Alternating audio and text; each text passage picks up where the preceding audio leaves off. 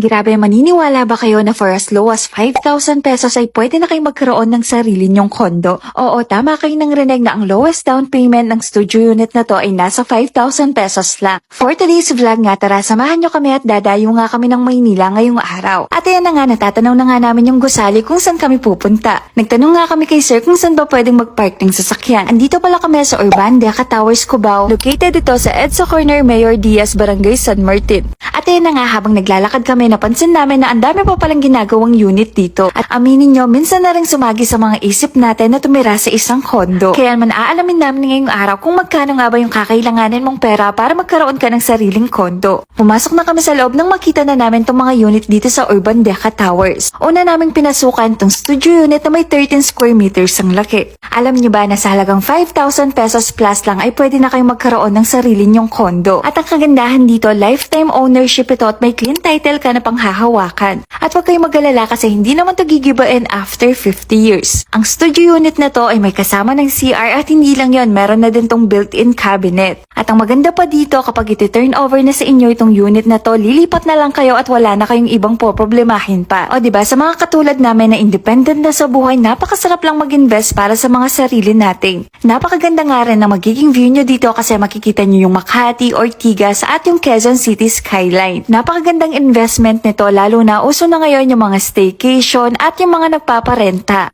O diba, isipin nyo, dagdag income na rin to para sa atin. At itong Urban Deca Tower Cubao, napaka-accessible nito sa lahat ng pampublikong transportasyon. Mapa-MRT man yan, bus, jeep ay talaga namang napakalapit lang dito. At kapag bumili ka daw ng isang unit dito, automatic na magkakaroon ka ng free aircon at blinds. O diba, grabe, napakabongga. Sinubukan nga rin namin tignan itong one bedroom na mayroong 26 square meters. At pagpasok nyo sa unit na to, makikita nyo agad itong napakalaking banyo. Kung iisipin nyo, napakamura na nito, napakasulat at napaka-accessible pa sa lahat. Isipin nyo yun, magkakaroon na kayo ng sarili nyong property na may clean title pa, tapos napakamura lang ng monthly na babayaran nyo. At syempre, dito sa one bedroom, medyo mataas ng konti yung kanyang monthly. Ang kagandahan naman kasi, dito sa one bedroom, mas malaki yung kanyang space. At hindi lang yun, napaka-solid at quality ng mga materyales na ginamit sa mga unit na to. Sabi ko naman sa inyo, wala na kayong ibang iisipin pa at lilipat na lang talaga kayo. Sa sobrang laki nga nitong one bedroom, parang kasya pa ata yung dalawang kama. At tingnan nyo naman yung pagkakagawa dito sa built-in cabinet, napakaganda at napakatibay. At huwag kayong mag-alala kasi napakasimple lang naman ng mga requirements na kailangan nyong ipasa.